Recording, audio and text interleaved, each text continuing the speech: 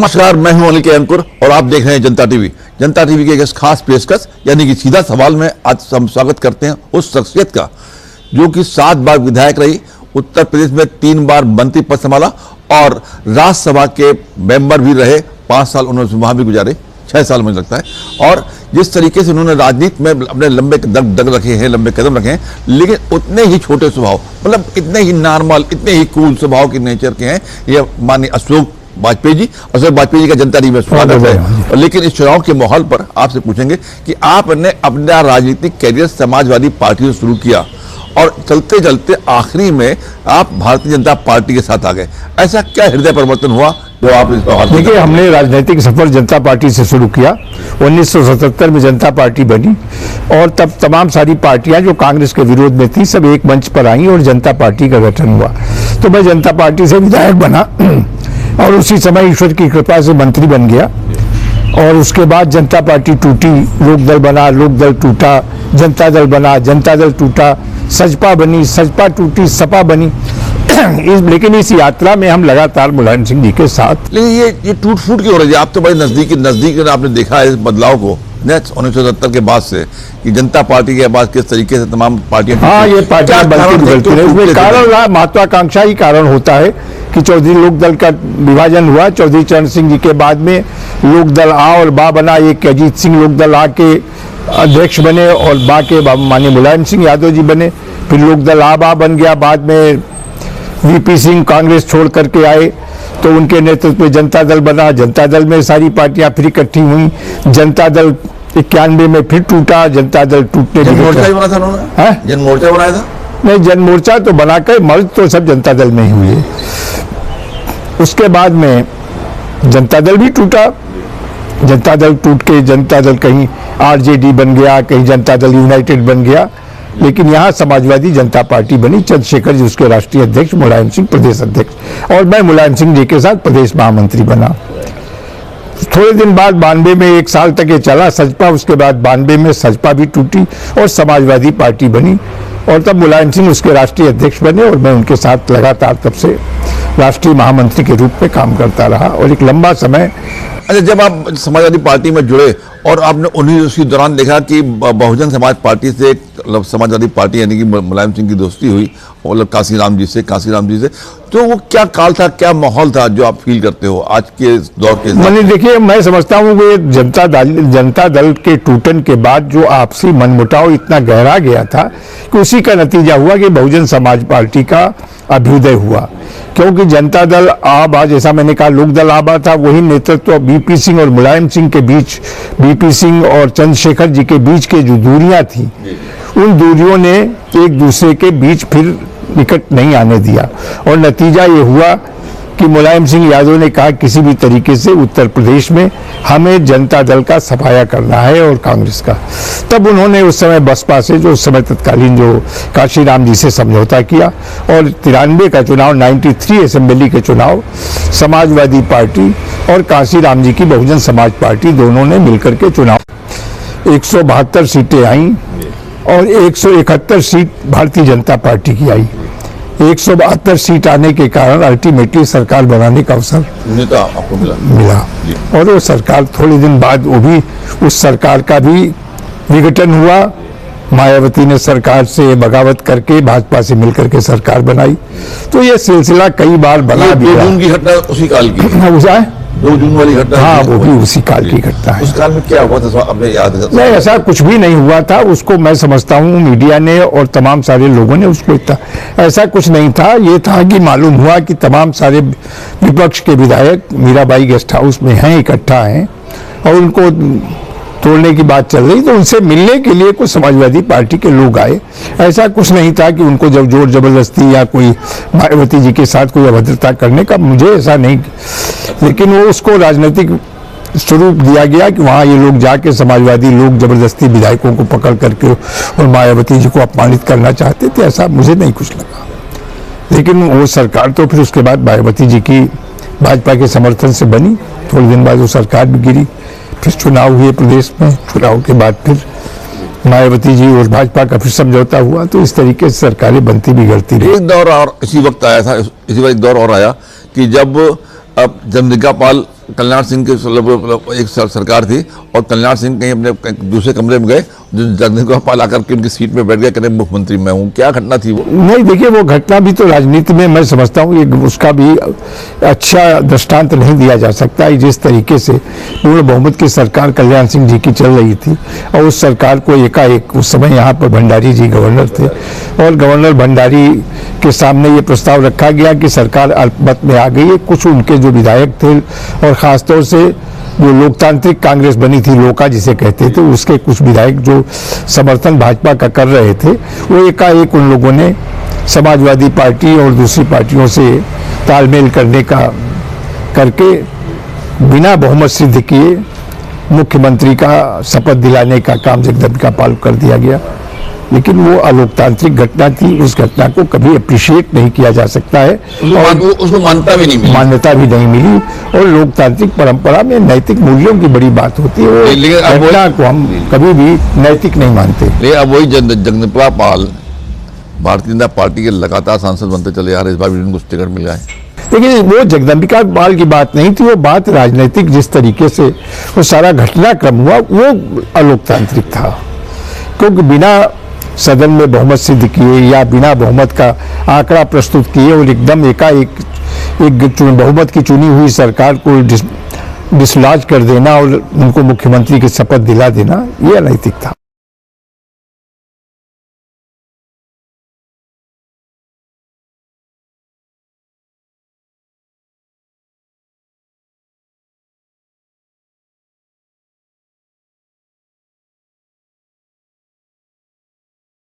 देखिए, हम लोगों ने मूल्यों की राजनीति की, कभी राजनीति को अपने अहम और दम्भ का नहीं, जनता से, जन सामान्य से जुड़ करके काम किया और जो हम लोगों जिन लोगों के साथ राजनीति प्रारंभ किया था उनके बड़े आदर्श और मूल्य थे, वही संस्कार हम लोगों को मिले और उसी के आधार पर काम किया।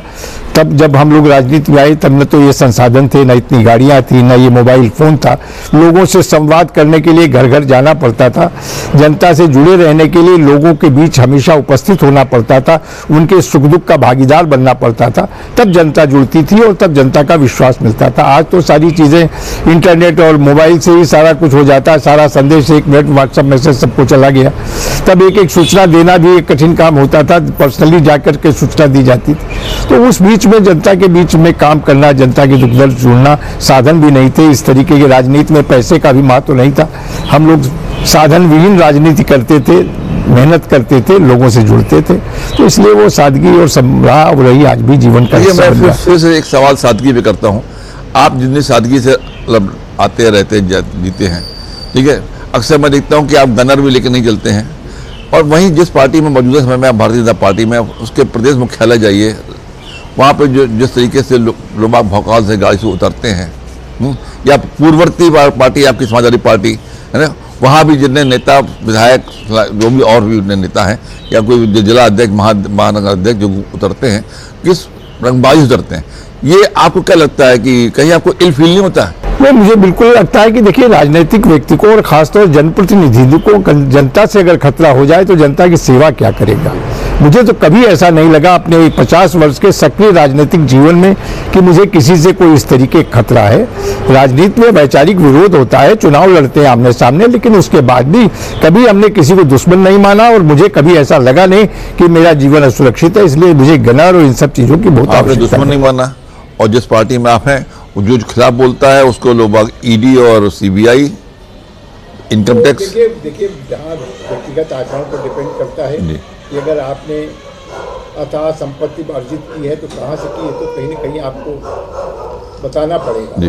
और फिर इसके लिए जो ये संवैधानिक संस्थाएं हैं, ईडी है, सीबीआई है, ये अपना काम करती है, तो उसको राजनीतिक दृष्टि से नहीं देखा जाना चाहिए, अपने आचरण को भी देखना चाहिए।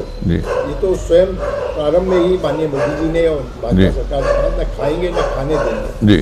तो जिन लोगों ने गलत ढंग से, अवैध ढंग से सार्वजनिक संपत्ति का दोहन किया है, तो कहीं न कहीं तो उनको उसका हिसाब चुकता करना है। एक सवाल इस बात का उठता है कि जिस तरीके से वो लोग राजनीतिक दोहन करके धन अर्जित कुछ लोग करते हैं, निश्चित से उनका फंसना तय होता है और सरकार में भी लोग फंस भी रहे हैं, क्योंकि जिन्होंने गलत किया था वो उनको सजा मिल रही है। लेकिन क्या समझते हैं कि जिन सभी लोगों ने दोहन किया है सबको सजा मिल रही, कुछ ही लोग इन्हें धो रहे हैं? नहीं, देखिए, अब ये जिन जिन के सामने मामले आ रहे हैं और जहां कहीं इस तरीके की घटनाएं उजागर होती हैं, उनमें ये संस्थाएं अपना काम करती हैं। ये सरकार का काम नहीं है। ईडी वगैरह ये स्वतंत्र संस्थाएं हैं, ये अपने ढंग से काम करती हैं। और जहां कहीं भी उनको लगता है कि सार्वजनिक धन का जिस तरीके से दुरुपयोग किया गया है, लोगों ने व्यक्तिगत स्वार्थ के लिए सार्वजनिक धन का उपयोग किया है, तो उस तरह की कार्रवाई होती है। इसका सरकार से कोई लेना देना नहीं। और ये भी सही है कि जितने अपराधी हैं वो सबको सजा मिल जाएगी, ये भी संभव नहीं, क्योंकि लेकिन जहां दृष्टि जाएगी, जो मामले में जिनके मामले उजागर होंगे उनमें कार्रवाई जरूर होगी। इंडिया के बनने के बाद, यानी कि जो विपक्ष का एक संगठन बना है ना इंडिया, वो इंडिया कितना इम्पैक्ट मारेगा उत्तर प्रदेश के 80 सीटों पर?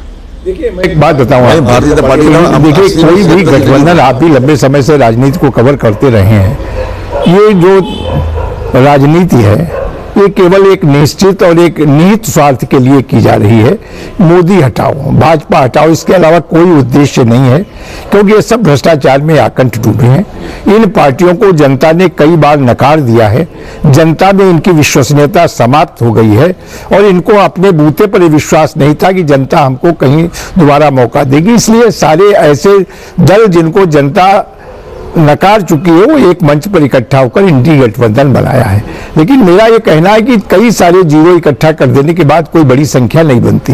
तो उसी तरीके से तमाम पार्टियां जो जनता से नकारी गई हैं, इकट्ठा होकर के भाजपा का या मोदी जी का मुकाबला करने की सामर्थ्य नहीं रखती, ऐसा मुझे लगता है। क्योंकि भारतीय जनता पार्टी ने की सरकार ने जो काम किए हैं जन कल्याण के, जो लोग कल्याणकारी काम किए हैं, सारी दुनिया में भारत की जो ख्याति बढ़ी है, जिस तरह से भारत का सम्मान बढ़ा है, भारत हर क्षेत्र में समृद्धि की ओर आगे बढ़ा है। आज दुनिया के तमाम विकसित देशों की अर्थव्यवस्था डगमगा रही है, लेकिन ऐसे में भारत की अर्थव्यवस्था स्थिर और निरंतर आगे बढ़ रही है। तो ये सारी चीजें ऐसी नहीं है जिससे हर व्यक्ति, हर भारतवासी अपने को गौरवान्वित महसूस कर रहा है कि मोदी जी के इन 10 वर्षों में देश ने हर क्षेत्र में तरक्की की है, हर क्षेत्र में विकास हुआ है। आज चाहे इंफ्रास्ट्रक्चर डेवलपमेंट में हो, चाहे इंडस्ट्रियल डेवलपमेंट में हो, चाहे हमारी सामरिक शक्ति हो, सेना को जिस तरीके से सुसज्जित किया गया, इससे पहले कभी हमारे देश की सेना इतनी मजबूत नहीं थी, इतनी संसाधन युक्त नहीं थी, और जिस तरह से देश को आत्मनिर्भर बनाने की दिशा में काम 2014 के पहले देश का विकास नहीं हुआ था क्या? नहीं, आप भी तो सरकार में रहे थे पहले। नहीं, मैं पहले रहा था, लेकिन राष्ट्रीय स्तर पर जिस तरीके के काम, जिस तरह की योजनाएं भारत सरकार ने इन 10 वर्षों में किया, इससे पहले कभी नहीं हुआ।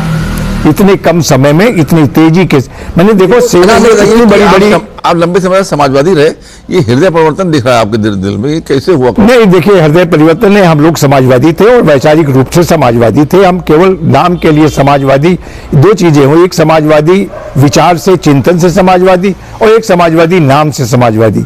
समाजवादी नाम रख लेने से पार्टी का हर व्यक्ति समाजवादी नहीं हो सकता। समाजवादी एक चरित्र, एक चिंतन और एक जीवन शैली है, उसको जो अपनाए, विचारधारा से जो जुड़े, वो तो समाजवादी कहा जा सकता। केवल पार्टी के नाम से समाजवादी नहीं। हम लोग मुलायम सिंह के साथ लंबे समय तक काम किए, लोहिया जी के उन आदर्शों को, उन विचारों को लेकर के समाजवादी पार्टी बनी थी, और यही विश्वास के साथ आगे बढ़े थे हम लोग कि हम लोग समाज की गैर बराबरी को मिटाने का काम करेंगे, समाज के हर चेहरे पर खुशी आ सके, कम से कम न्यूनतम लोगों में जो उनकी आवश्यकताएं वो पूरी हो सकें, इस दृष्टि से काम करने के लिए राजनीति में आए थे। लेकिन जिस तरह की परिवारवाद की राजनीति पूरी तरह से हावी हो गई, अब वो समाजवादी नहीं रही। और समाजवादी है कि नहीं? मैं मुलायम सिंह जी के साथ मैंने काम किया था, और जब मुलायम सिंह ही वहां अपमानित हुए, जब माननीय मुलायम सिंह को ही, जिन्होंने पार्टी बनाई थी, उनको ही अध्यक्ष पद से हटा दिया गया, उनके प्रति अविश्वास व्यक्त किया गया, तब उस समय लगा, मैंने स्वयं नेताजी से कहा, नेताजी जब इस दल में आपका सम्मान नहीं है तो हम लोग तो आज से जुड़े हैं, हम कब तक अपमानित होंगे। और नेताजी को बाकायदा मैंने निवेदन करके तब उनसे कहा कि नेताजी अब मैं यहाँ नहीं रह पाऊंगा, अब एक ही तरीका है, या तो मैं बिल्कुल सबसे संन्यास ले लूं या विचारधारा परिवर्तित करूं। तब उनकी सहमति से ही मैंने उसने। अच्छा, नेताजी की सहमति थी। लेकिन अखिलेश यादव पूरे समाजवादी हैं या नहीं, इस पर आपने कोई टिप्पणी नहीं की? कोई बात नहीं, ये आपके अपने निजी। अब ये बताइए कि इस तरीके से ये जो सरकार है, मतलब भारतीय जनता पार्टी जिस तरीके से दावा कर रही है कि अब उत्तर प्रदेश में 80 में से 76 सीटें ले आएंगे। देखिए, ये कोई नया दावा नहीं है। आप देखें 2014 में भी 80 में से 75 सीटें भारतीय जनता पार्टी जीती थी, और अगर आप देखें 2019 में भी 2014 में हाँ 73 सीटें हमारी थी, 2 सीट हमारे सहयोगी दल की थी, 75 सीट हम लोग जीते थे। 2019 में और 2019 में भी 64 सीट हमारी थी और 3 सीट हमारे सहयोगियों की। अरे मनी थोड़ा अंतर तो वेरिएशन हो सकता है, लेकिन इस बार हम लोग इस लक्ष्य से लड़ रहे हैं कि उत्तर प्रदेश की 80 सीट भारतीय जनता पार्टी जीतेगी।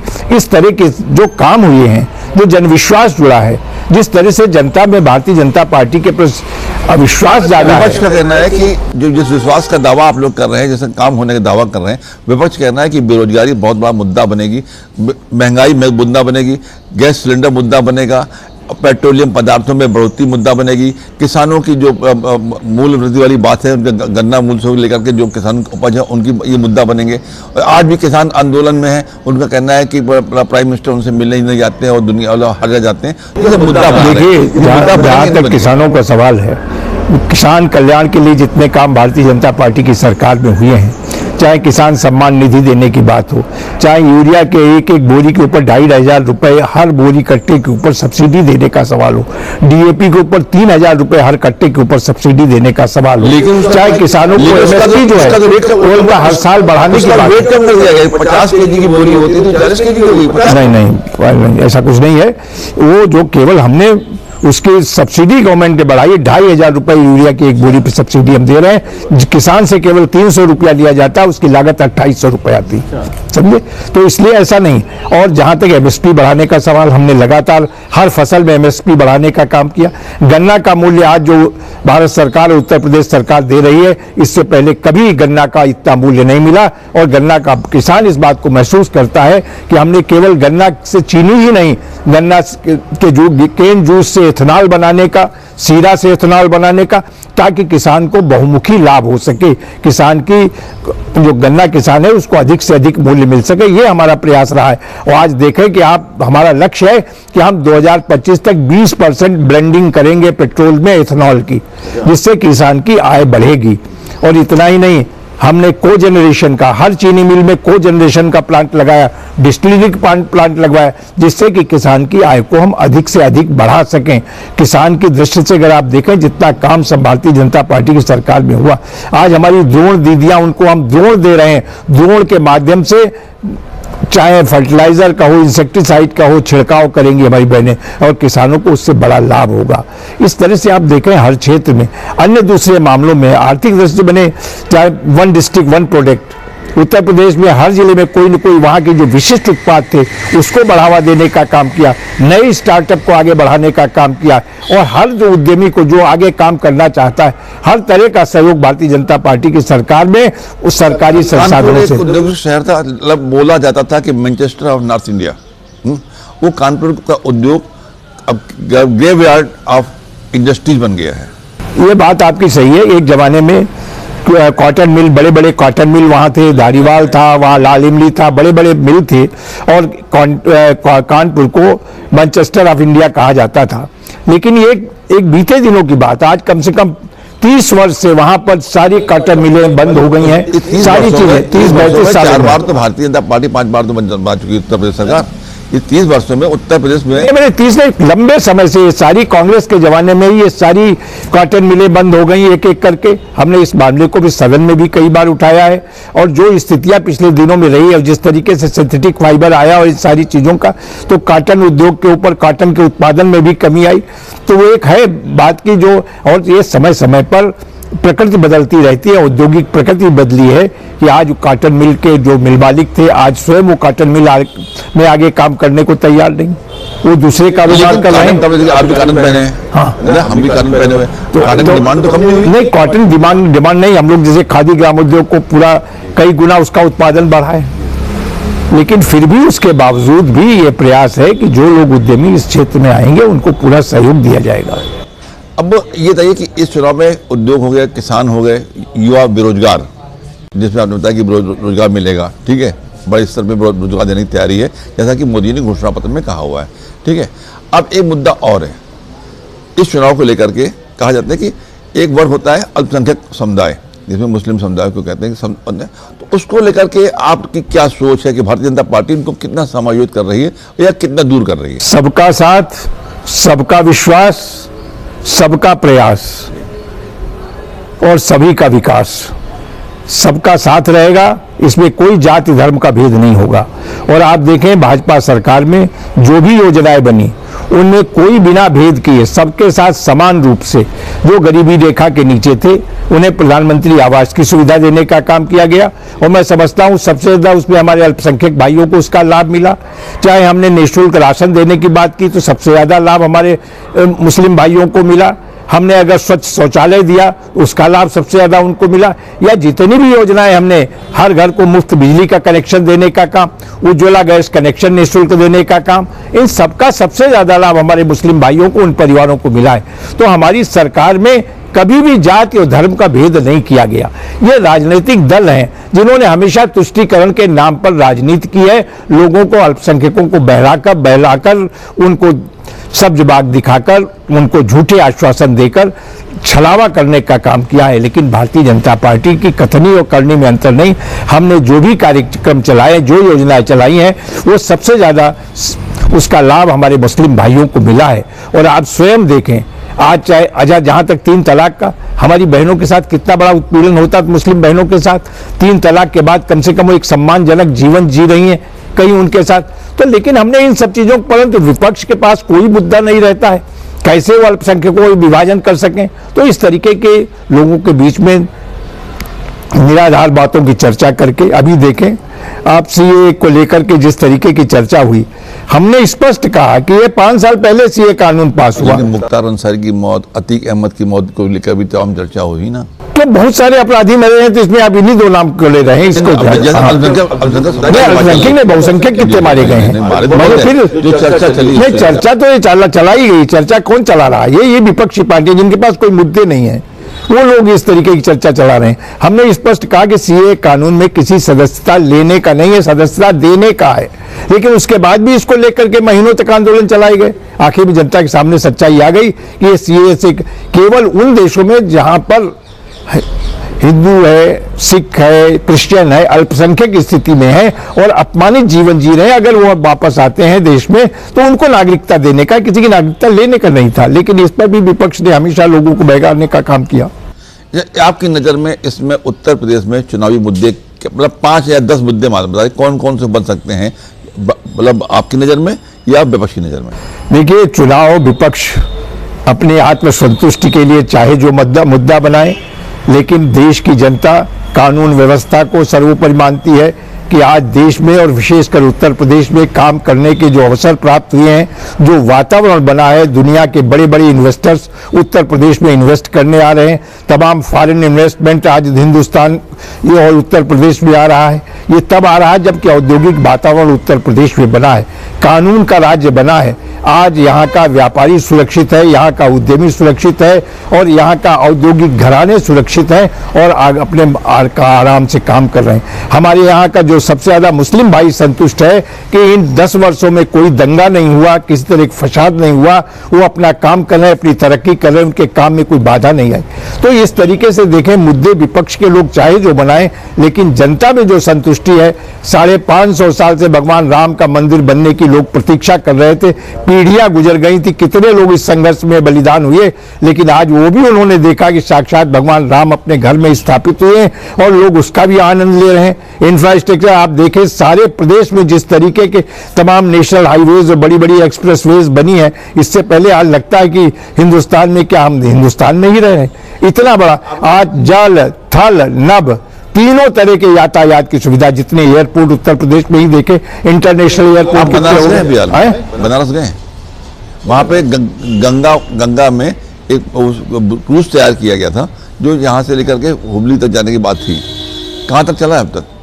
अब मैं आज की अप टू डेट स्थिति नहीं बता सकता हूँ, लेकिन वो चल रहा है, क्रूज चल रहा है। और हमारा जो था कि यातायात, वो क्या नाम, व्यापार भी हो जलमार्ग से, उसके भी दिशा में काम हो रहा है और तेजी के साथ काम हो रहा है। खैर ये बात सच है कि रोड नेटवर्किंग में बहुत बड़ा काम हो रहा है। नेटवर्किंग 100% देश की रेलवे लाइनें इलेक्ट्रीफाइड हो गई। आप ये देखो कि छोटा नेटवर्क इन सालों में सारे देश की रेलवे लाइन जहाज मतलब और आज फ्रेट डेडिकेटेड कॉरिडोर बन गए, जो ताकि महीनों काफी समय लगता था मालगाड़ियों को सामान ले जाने में, उनके लिए डेडिकेटेड कॉरिडोर बना दिया गया कि वो कम समय में तेज स्पीड में जल्दी से सामान जो उद्यमियों का पहुंचा देंगी, तो उससे लागत भी कम आएगी और व्यापार में भी तेजी आएगी। तो हर क्षेत्र में देखें, अभी आपने बताया कि राम मंदिर बन गया, लोग बाग कहते हैं जो राम को लेके आए हम उन्हें लेके आएंगे। कौन किसे लेके आया था, कौन किसे ले आएगा, ये बताइए। नहीं, कोई नहीं लाया, लेकिन ये जरूर है कि ये भारतीय जनता पार्टी की सरकार न होती तो शायद इसमें तमाम तरह के व्यवधान, जिस तरह से आप देखें मुकदमे में जितनी ये राजनीतिक दल और आज जो बात कर रहे हैं, इन लोगों ने कितने रोड़े अटकाने का काम किया कि मामला कहीं सुलझ न जाए, चाहे हाई कोर्ट हो, सुप्रीम कोर्ट में हो, जितना व्यवधान कर सकते थे करने का काम किया। तो अगर ये स्वाभाविक है, अगर ये सरकार न होती शायद इतना सहज रूप से भगवान राम अपने मंदिर में स्थापित नहीं होते। इसमें कोई कहने में किसी गुरेज नहीं। और इस देश के करोड़ों करोड़ हिंदुओं में ही नहीं, हर भारतवासी में उनके प्रति आस्था है। भगवान राम किसी जाति धर्म नहीं, सारी भारतीयता से जुड़े हुए हैं और उनके अपने भवन में, अपने महल में स्थापित होने से हर देश का देशवासी गौरवान्वित अनुभव कर रहा है। कहते हैं कि मतलब आपके बारे में प्रचलित है कि आपने कभी भी मतलब उद्देश्य, मतलब किसी भी खास उद्देश्य को लेकर राजनीति नहीं की और समाज सेवा को लेकर राजनीति की। इस समय अभी भी हाल में आपको राज्यसभा से निवृत्त हुए हैं, राज्यसभा मेंबरशिप से, अब आपका क्या उद्देश्य है? मैं पार्टी के लिए काम करूंगा और पार्टी जो आगे मुझे निर्देश देगी या जो मुझसे अपेक्षा करेगी मैं उसे करूंगा। मैं एक विचारधारा जुड़ा हूं, लंबे समय तक मैं समाजवादी विचारधारा से था, लेकिन जब मैं भारतीय जनता पार्टी में आया हूं, तन मन धन से भारतीय जनता पार्टी के नेतृत्व के निर्देश पर काम करूंगा, पार्टी को आगे बढ़ाने के लिए काम करूंगा और पार्टी जहां मेरा उपयोग करना चाहेगी उसके लिए मैं पार्टी के साथ हूं। धन्यवाद आपका, बहुत बहुत धन्यवाद। आप इसी तरीके से भारतीय जनता पार्टी के लिए लगे रहें। धन्यवाद आपका, बहुत बहुत धन्यवाद।